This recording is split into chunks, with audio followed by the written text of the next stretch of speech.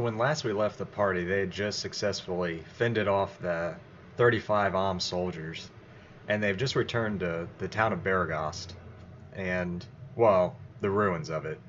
And so they do what they can to help out Tarim and Thalantir, and they decide to turn in for the night.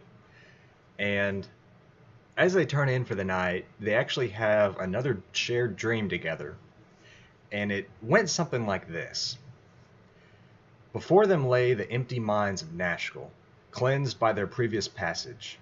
They moved through the walls and floors alike, descending deeper and deeper, until a bloated figure comes into view. Mullahay, the cleric, in no better shape than they left him, stands motionless before them. Held from whatever afterlife calls him, this foul apparition has been waiting for them. All of a sudden, a dagger of bone hovers before them, ready for a willing hand to drive it deep. Mullahay waits for the kill, a death beyond death, and he knows no hope. So at this point, I gave the party a choice, whether one person would want to take up the dagger and kill Mullahay, or if everybody would just want to spare him. Pretty quickly, they all came to the conclusion that they didn't want to hurt Mullahay anymore. They didn't want to kill him, so they decided to spare him. So as they do, they turn their back on the blade, and it clatters to the floor. Punishment enough shall find this creature in the land of the dead. They need not inflict any more harm upon him. Surprised and thankful, the visage of Mullahay hobbles forward and through the party, off to whatever fate it deserves. All of a sudden, there's a cry of rage from the depths, and the dagger of bone launches itself through the air and towards the party's hearts, the hearts as its target. And the three of them awake just as it would have struck, and the cold sweat that covers them stings their eyes. A disapproving voice lingers in their ears, though. It should have disappeared with the dream, and all it says is, "You will learn." And the voice fades. So the party, not sure what to make of that voice kind of hanging around after that dream, but so they get up, they have some breakfast, but they kind of talk it over what just happened. So afterwards, they, still in the ruins of Baragos, they once again kind of see what they can do for the town. And Tarim and Thalantir, they just say that they don't need to keep them there. They can go off and do whatever. They pretty much have the situation handled as best they can. So the party starts talking it over, and they kind of debate back and forth what they want to do. But pretty quickly they decide, you know what, even if we're not completely ready, let's go back to Tazok's camp, see if we can just take it out or overhear more things, regardless. So they, after eating for the morning, they decide to head out to the north, back to the woods of Sharp Teeth. So they head out, and they get back to the spot of where the camp's supposed to be. And of course, the camp's still there. This time, though, before I get into the camp, one thing I forgot to mention was, I also forgot to mention this in the last video, but when the party was in Baragos, one thing they did notice was they didn't find Bjornen or Prism. They were nowhere to be seen. And so they're not really sure where they're at this moment. Anyways, so they make it to the bandit camp. And this time, they notice there's like 3 groups of tents, like last time. 2 up to the north, there's 2 bandits just kind of camped out right outside. There's 3 tents in the middle. Can't really tell if anybody's in them. And then off to the right side, up on this hill, is the main camp with all the leaders. And this time they still see the main bandit leader. They see the hobgoblin leader. They see that Knoll chieftain from the Knoll stronghold. They see Tazok.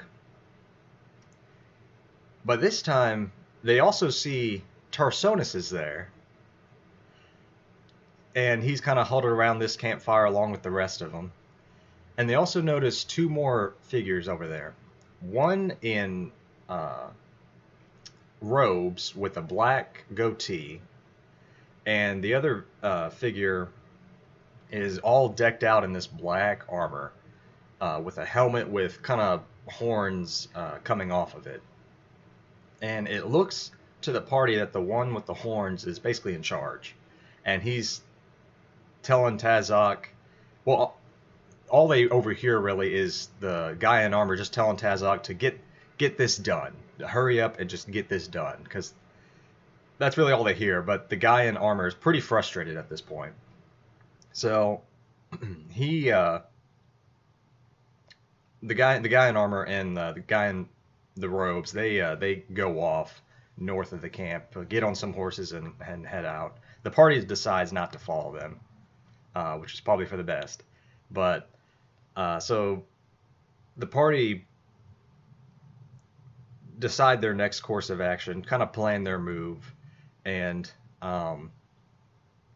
Rowan said if anything, she was going to hang back with her bow, just in this kind of tree line, and just kind of pick them off one by one. Of course, Taveri was going to charge in. Devia, before they did anything, actually had this idea. She wanted to try one thing, and those two bandits up on the north side of the camp, she decides to, she rolls stealth, she's successful, she decides to get closer. And as she gets closer, she decides to cast Charm Person, on both the bandits. Excuse me. And she is successful, and because they fail their wisdom saves. And so they're now under her control. And Devia then tells them to help them attack the rest of these bandits. So Devia starts heading back towards Rowan and Taveri are. And the bandits, all of a sudden, Devia notices they pull out some torches. And, actually, no, they don't. I'm sorry. They don't pull out torches. They just grab their long swords and decide to, go to where those three tents are in the middle. And they notice both of them enter one of them. After, say, a few seconds, both of them come out. This time the party notices that they actually have blood on their swords, and they go to the next tent. A couple seconds pass, and then they come back out, more blood on their swords. They go to the next tent. A couple seconds pass, like this just keeps happening. So after those three tents are taken care of, they start to head up towards the hill where that main group is at. And so Devia, Taveri, and Rowan, they're getting in position, ready for this battle to happen. And the two start to come up towards Tazok and the Knoll Chieftain. They're the closest as they're coming up the hill. And they start attacking Tazok and the Knoll Chieftain. So all the bandits up there and the Hobgoblin leader, they obviously start to fight back. And it's at this point that Devia and Rowan, they start firing off their arrows, and Taveri starts charging ahead. Taveri actually engages what would be the bandit leader up there. So she starts engaging them. I want to say Rowan actually takes out the Hobgoblin leader with ease at this point. And for reference, the three in the tents that the bandits took out, those were actually hobgoblins. So this battle ensues, and Tazok, he easily kills. He has a giant warhammer, and he easily kills one of Devia's bandits. But surprisingly enough, as this kept going on, that other bandit actually kills. I mean, with the help with the party, but actually lands the killing blow on the Knoll Chieftain. I was kind of surprised that the Knoll Chieftain went down because of that one bandit, but it was pretty funny at the time. Um, so this battle keeps continuing on. Tiberi, uh, it's funny because at this point, Tiberi, at most of this battle, like during most of this battle, I'm sorry, Tiberi was actually locked into combat with this bandit leader for most of it. But they do end up killing the bandit leader, and Tiberi starts making her way over to Tazok. And at this point, Tazok kills the Devia's other bandit that she's been controlling. So let's see. I want to say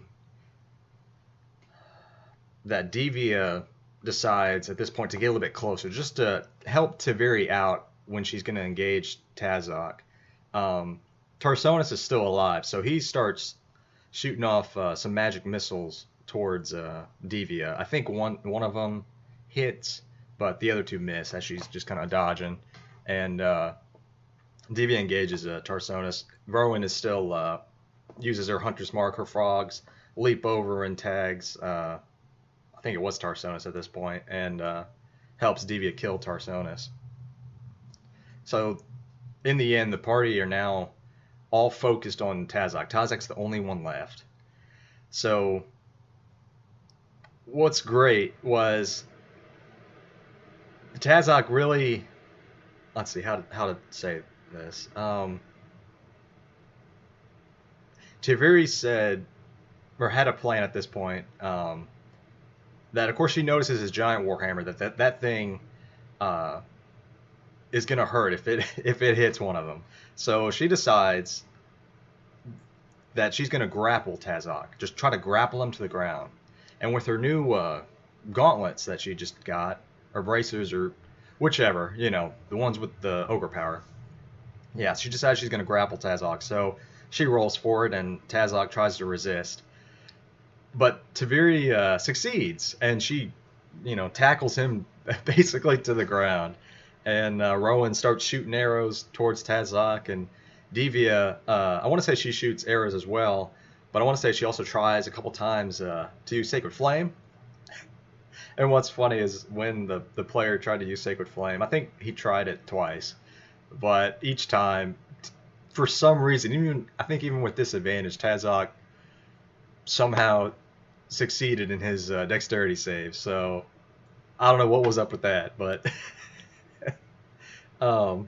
anyways, so they're all attacking Tazok, and Tazok at one point pushes Tiberi off, and so he's gonna try to attack Tiberi, and as he does, he attacks twice, and I want to say one of the attacks misses, but one of them actually hits Tiberi and injures her pretty severely, but she's still going. So again, Tiberi just kind of using all her might decides to try to grapple Tazok again to try to not make him attack. So once again, she's successful and tackles him to the ground. And once again, Rowan and Devia are just firing off arrows to Tazok, and eventually Tazok dies. And it was just kind of, I might not be doing this justice, but I mean, it's just kind of a funny scenario after all this was happening. So the party starts searching all the bodies, and I totally forgot to mention this, and I'm sorry, but Zeke was also there, the kobold from the Nashkel Mines, and before because I'm just remembering this now, before combat even started, he had came off from the hill, acted like he was gonna go to the bathroom, and he basically came over to where the party was at, kind of told them what the layout was, who's where, and so he was just hanging back. So at this point, he comes up, and Devia is still not trusting of Zeke. Tiberi and Rowan, they think he's all right. So they get more information from Zeke, and also I want to say it was Devia that found, when they were searching Tazok, found a note as well. And let me pull that one up. So the note that they found from Tazok said this. So it says, I've noticed that your shipments of iron have slowed of late. It is imperative that we receive another ton of ore. Step up your raids and get a shipment to our base in the Cloakwood. And get a shipment to our base in Cloakwood within the next week. We need to stockpile as much ore as possible before our ultimatum is given.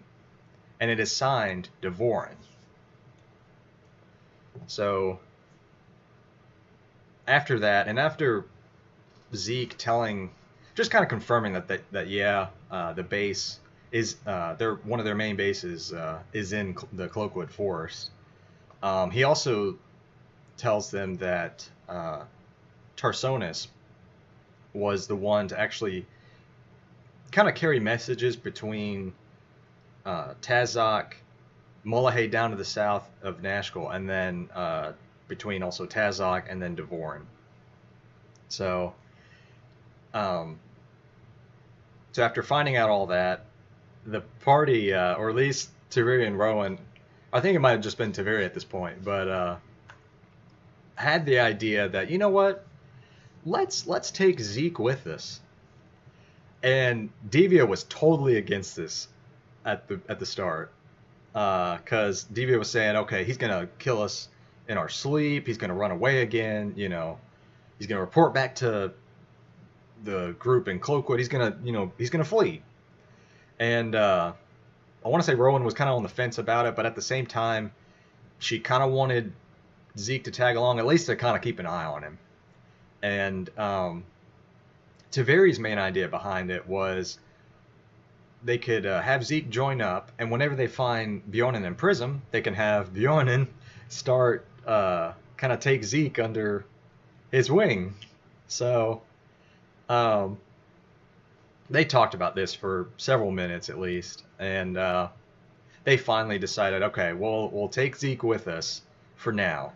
But if they kind of was telling Zeke this, that, you know, if he tries anything, they'll kill him on the spot.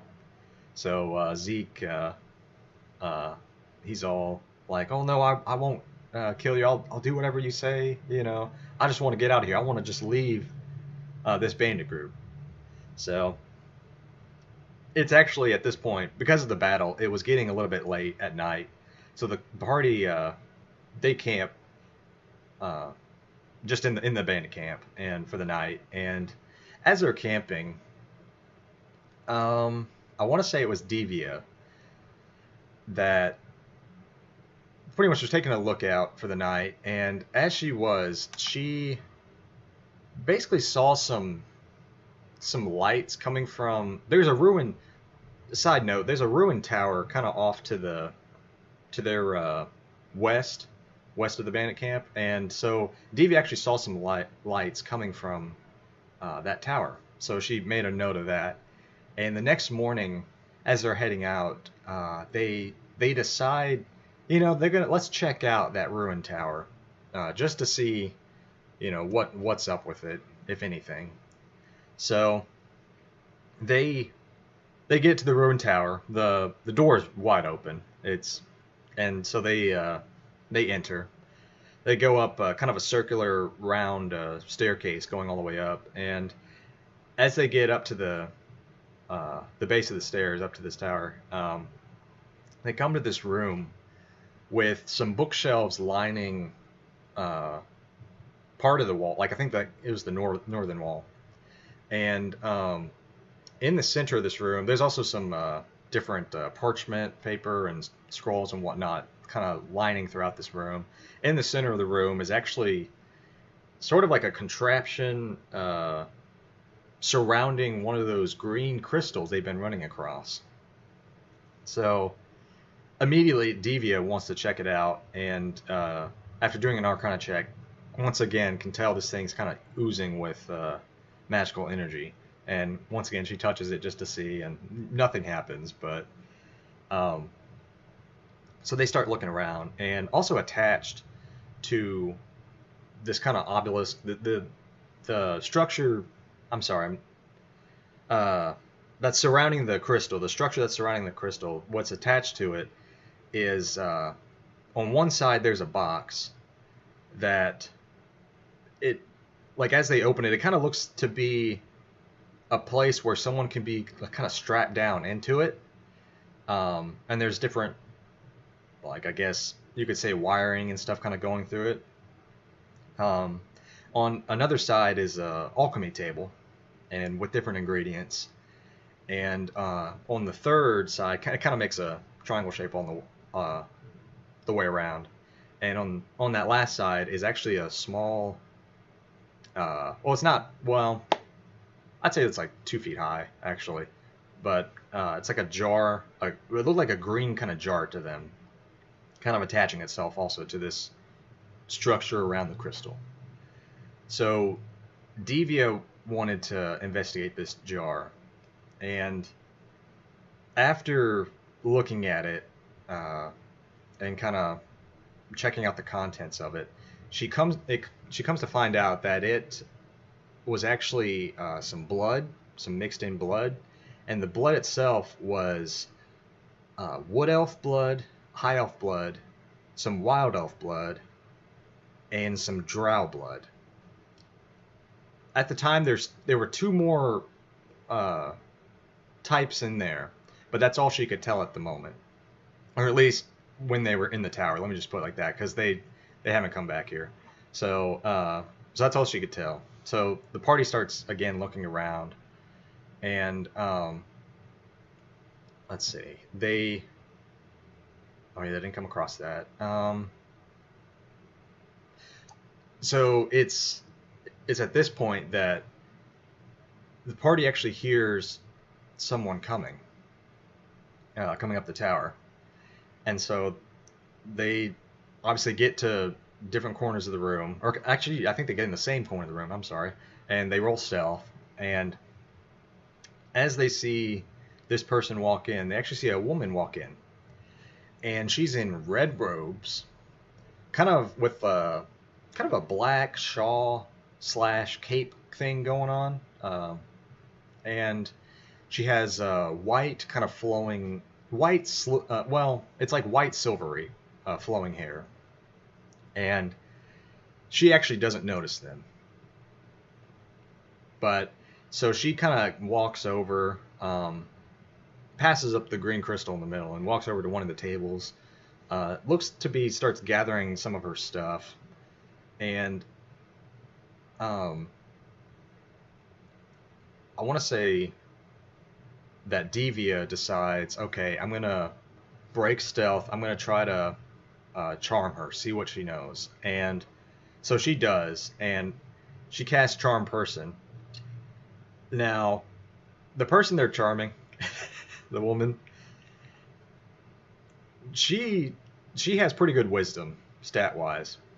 But what was great was I actually rolled a nat one, trying to try to succeed in this. So I rolled a nat one, and so she is easily charmed.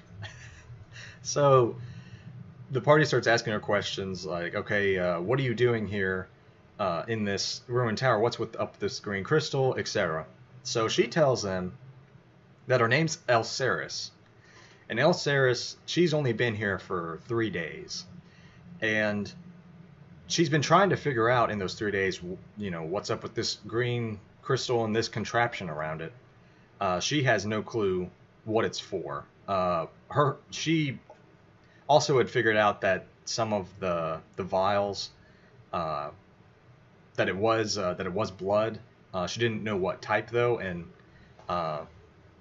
she also says, actually before that, I forgot to mention this. Devia, as she cast Charm Person on her, she actually decides to take Elceris' weapon. She actually has a longsword in her hand. And Devia notices, after kind of identifying this longsword as she's being charmed, that's actually a longsword +3.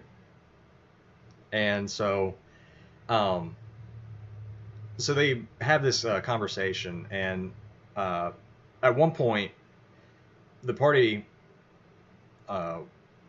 they talk it over, and they decide, okay, let's drop the Charm Person on her, and just kind of talk to her normally, I guess.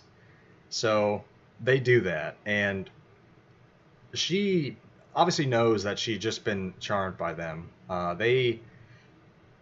Devia was debating whether or not to hand back her sword, but she does with the guarantee that Elsaris wouldn't kill them or attack them, or they would just be civil about it. So she agrees, and Devia hands back her sword. And Elsaris also tells the party that she is actually from the nation of Thay, and she's the daughter of one of the Zulkirs there. And as I'm sorry, so yeah, she's one of the daughters of the Zulkirs there, and she's been here for a couple days, and she basically was running away from her father and from basically the nation itself. She mentioned she was tired of all the slavery there, all the politics and what have you. So she was just trying to make her way as far west as she could. So after talking to her a bit, the party decides they're gonna go on their way, and they also notice one last thing in the room is one of those teleportation circles. So Elsaris, she can activate that teleportation circle for them. The problem is she doesn't know where it will actually take them. So curious, the party wants to find out, okay, where does this go? Because as they start looking around this room as well, they kind of come to the conclusion that that someone obviously had set this up. I want to say it was Devia that actually had the idea that, or it might have been Rowan, but somebody had the idea that, well, what about that John fellow back at the Burning Wizard Inn? Like, do you think he could have been the one to set all this up? But they weren't sure for what purpose. The party also asked Elsaris, I think it was actually Rowan that did this, but basically asked her if she heard anything about the Nashville cave to the south, because the party still wants to kind of figure out what was up with that cave. So Elsaris kind of tells them that back in Thay, she actually heard of a story about the Nashville cave, and that the story went like, that she had heard that there was a couple adventurers traveling around together, and they basically sealed away this demon. So the party really worried about this information. After Elsaris is kind of describing this to the party, they figure out that one of the adventurers obviously is Teresa, but the other man that's with Teresa in the story, they couldn't quite place who he was. So they really weren't sure, but they were really worried that their buddy Quake, that something's up with him. So they decide, they ask Elsaris if she would allow them to activate this teleportation circle. So she agrees. She's actually going to go with them for the time being. So I want to say also that Zeke at one point during this didn't want to go through any kind of portal or anything. So, but Taveri, right before they open up the teleportation circle, Taveri, I remember kind of pushing Zeke along. So they, Elsaris starts to do the ritual essentially, and the party goes through this teleport, and that's where we'll pick up next time.